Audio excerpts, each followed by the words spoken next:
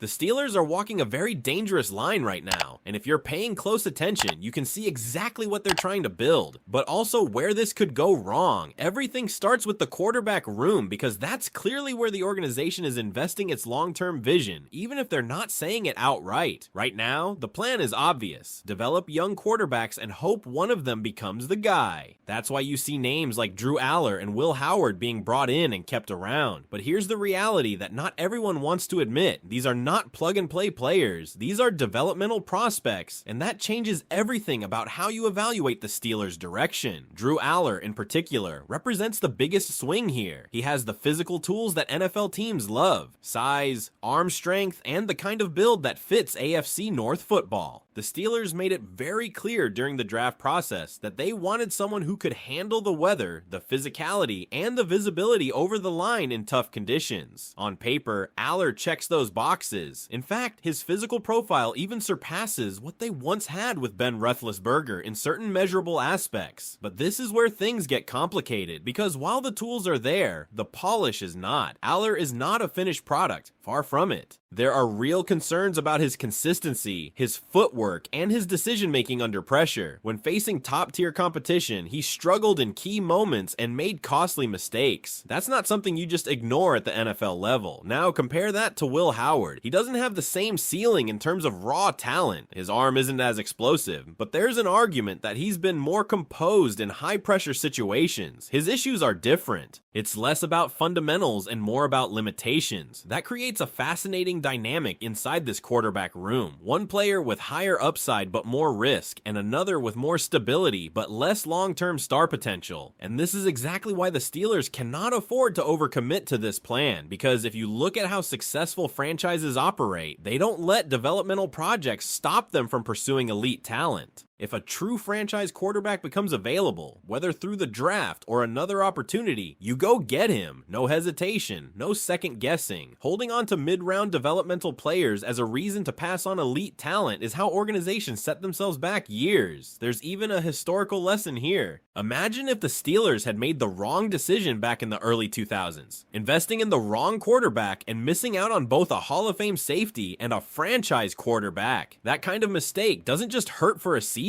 It reshapes an entire decade, and that's the risk right now. Because while the Steelers are clearly investing in development, they are also assembling a coaching staff designed to support that approach. With Mike McCarthy leading the charge, there's a clear shift toward offensive-minded leadership. This is not the same defensive-first identity that defined the team for decades under coaches like Chuck Noll, Bill Cowher, and Mike Tomlin. McCarthy brings experience with elite quarterbacks, but there's a key detail that matters. He hasn't had to build one from scratch. He worked with established talent like Brett Favre, Aaron Rodgers, and Dak Prescott. That's very different from taking a raw prospect and turning him into a franchise cornerstone. To support that challenge, the Steelers have built what looks like a multi-layered development system. You have Tom Arth working directly with quarterbacks, focusing on technique and growth. You have Frank Cignetti Jr., a coach with extensive NFL experience who has worked with multiple high-level quarterbacks across different systems. And then there's the broader offensive structure being reshaped to support this process. This isn't about one quarterback whisperer. It's about creating an environment where multiple voices contribute to development from different angles. Old school fundamentals, modern coaching approaches, and overall system design. And honestly, that might be the smartest part of this entire strategy. But even with all of that in place, there's still one question that no one inside the organization can answer yet. Will any of these young quarterbacks actually become the guy? Because if they don't, and the Steelers pass on a real opportunity to draft or acquire a true franchise quarterback in the meantime, this entire plan could collapse. So as you look at this situation, as you watch training camp, preseason, and how these players develop throughout the year, you have to ask yourself something very simple but very important. Are the Steelers building patiently toward their next franchise quarterback? Or are they risking everything by betting too much on projects that may never fully develop? And that's where things start to branch out beyond just the quarterback room, because this entire draft class and roster strategy tells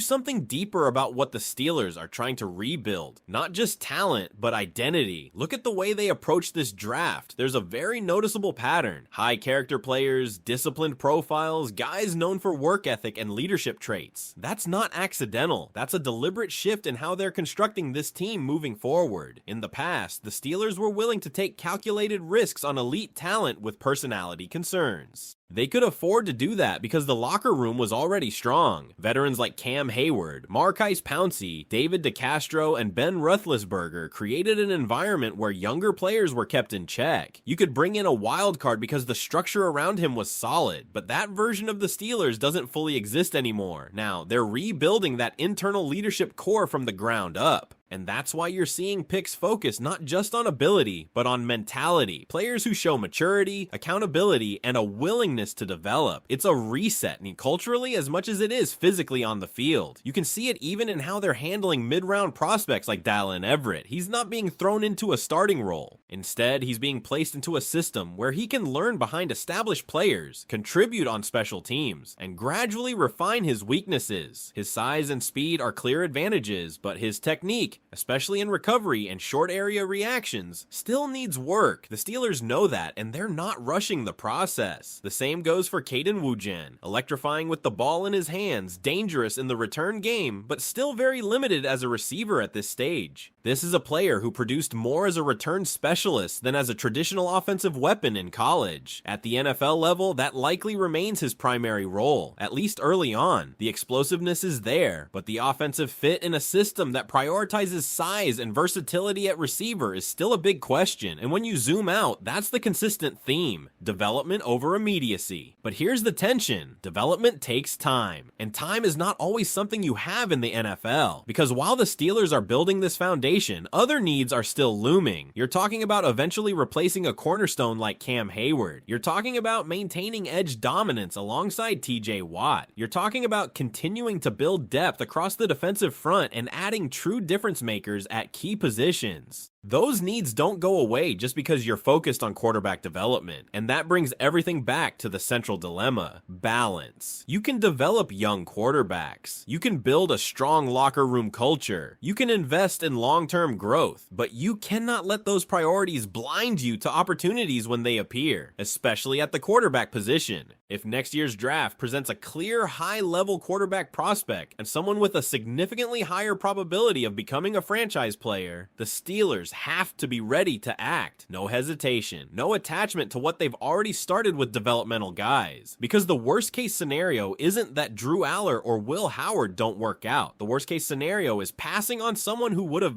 And that's the kind of mistake that doesn't just set you back a season. It resets your entire timeline as a franchise. So now, everything becomes a test over this next year. Training camp reps, preseason flashes, regular season development. Every throw, every decision, every sign of growth or stagnation will matter more than ever for these young quarterbacks. Because the Steelers are watching closely, and whether they admit it publicly or not, they are absolutely preparing to pivot if they need to. And that's why this situation is so compelling right now. It's not just about who wins the quarterback battle. It's about what the organization does when faced with a bigger decision. So now I want to hear from you. If you're in charge and next year presents a chance to draft a top-tier quarterback, do you stay committed to developing Drew Aller and Will Howard? Or do you make the aggressive move and go get your franchise guy no matter what? Because the truth is, this isn't just a quarterback discussion anymore. It's a defining moment for how the Steelers want to compete in the modern NFL. For years, this organization was built on stability. You had your franchise quarterback locked in, your leadership core established, and your identity clear. Now, for the first time in a long time, all of that is being rebuilt at the same time. Quarterback, locker room hierarchy, offensive philosophy. It's all in transition. And transitions in the NFL are where teams either quietly reload or completely lose their direction. What makes this situation even more intriguing is that the Steelers aren't acting like a team in full rebuild mode. They're not tearing everything down, they're trying to stay competitive while developing at the same time. That's one of the hardest things to pull off in this league, because development requires patience, competing requires urgency, and those two timelines don't always match. If the Steelers start winning games, if the defense holds strong, if the offense shows just enough life, suddenly the pressure to stick with the plan grows. You convince yourself that you're close. that you just need internal growth, that your young quarterback might take the leap next year. That's how teams talk themselves out of making bold moves. On the other hand, if things don't click, if the offense struggles, if the quarterback play is inconsistent, if those developmental guys don't show clear progress, then the conversation changes fast. Then it becomes about urgency. Then it becomes about going all in to fix the most important position in football. And that's when aggressive decisions happen. So really, what you're watching unfold isn't just a competition between players. It's a competition between two philosophies inside the same organization. One philosophy says, develop, be patient, trust the system, build something sustainable. The other says, identify elite talent, go get it, and don't let opportunity pass you by. Right now, the Steelers are trying to walk right down the middle of those two paths. And eventually, they're going to have to choose. That's why every single rep from Drew Aller and Will Howard matters more than it normally would. It's not just about earning playing time. It's about influencing the entire direction of the franchise. If one of them flashes real potential, it buys time. It reinforces the current plan. But if they don't, it forces a decision that could define the next decade of Steelers football. So as this all plays out, keep your eyes on more than just stats or highlights. Watch how they handle pressure. Watch how quickly they process the game. Watch how the coaching staff responds to their mistakes and growth. That's where the real story is going to be told. Because sooner or later, the Steelers won't just be evaluating these quarterbacks. They'll be deciding whether to move forward with them or move on entirely. And when that moment comes, there's no middle ground anymore. And when that moment finally arrives, it's not going to be subtle. You'll feel it in the decisions, in the tone coming out of the organization, and in how aggressively they position themselves heading into the next offseason. Because if there's one thing the Steelers historically don't do, it's stay uncertain for long at the quarterback position once they identify a real path forward. That's what makes this entire phase so unusual. You have a team that is clearly investing in development, clearly trying to build something internally, but also quietly leaving the door open for a major move. That balance doesn't last forever. Eventually, something forces your hand. Performance, opportunity, or pressure from within. And don't underestimate that last part. Inside that building, there are expectations. This is still a franchise that measures itself against championships, not just progress. You can talk about development all you want, but if results don't follow, the tone changes quickly. Coaches feel it, front office feels it, players feel it, and when that pressure builds, patience becomes a lot harder to justify. That's why the evaluation of Drew Aller and Will Howard isn't just about potential anymore. It's about trajectory. Are they trending upward fast enough to convince the organization they're worth the wait? Or are they showing flashes without real consistency, leaving too much doubt on the table? Because doubt is dangerous at that position. Doubt is what pushes teams to trade up in drafts. Doubt is what leads to bold free agency moves.